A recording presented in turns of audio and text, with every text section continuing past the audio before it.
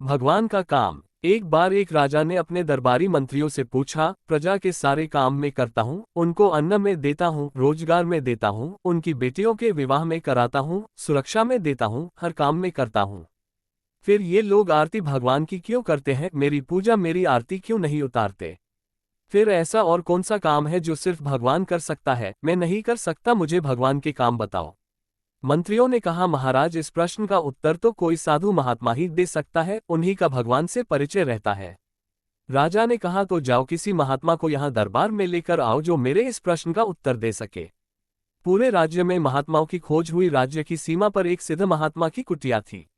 मंत्रियों ने जाकर महात्मा जी को राजा के प्रश्न का उत्तर पूछा। महात्मा जी ने कहा, मैं कल स्वयं दरबार में आकर राजा को उत्तर दूंगा। मंत्रियों ने वापस आकर राजा को सूचना दी, कल महात्मा जी स्वयं दरबार में पधारेंगे और आपके प्रश्न का उत्तर देंगे। अगले दिन महात्मा जी दरबार में पहुंचे और राजा को देखकर 3 बार हाथ उठाकर प्रणाम किया, जैसी कि एक मर्यादा नियम होता है राजदरबार का।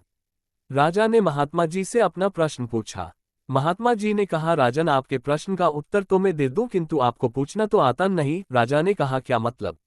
महात्मा जी बोले, मतलब ये कि जिससे ज्ञान लिया जाता है वो गुरु होता है, और गुरु को हमेशा उच्च आसन पर बैठाया जाता है।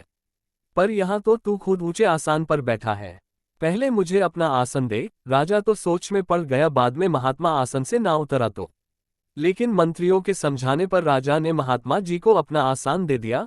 राजा बोला, अब बताइए गुरु जी। महात्मा बोले, इस अहंकार रूपी मुकुट को पहले उतार, खाली हो तभी तो ज्ञान मिलेगा। राजा ने मुकुट भी उतार कर महात्मा जी को दे दिया। राजा बोला, अब बताइए।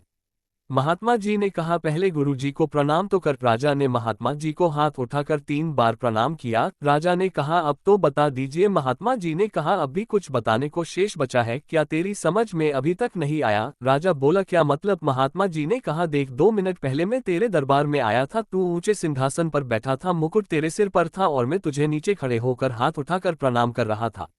लेकिन अब ठीक 2 मिनट बाद में सिंहासन पर बैठा हूँ, मुकुट मेरे सिर पर है और तू नीचे खड़े होकर मुझे प्रणाम कर रहा है। भगवान बस यही करता है, पल में राजा को रंक कर देता है और रंक को राजा कर देता है।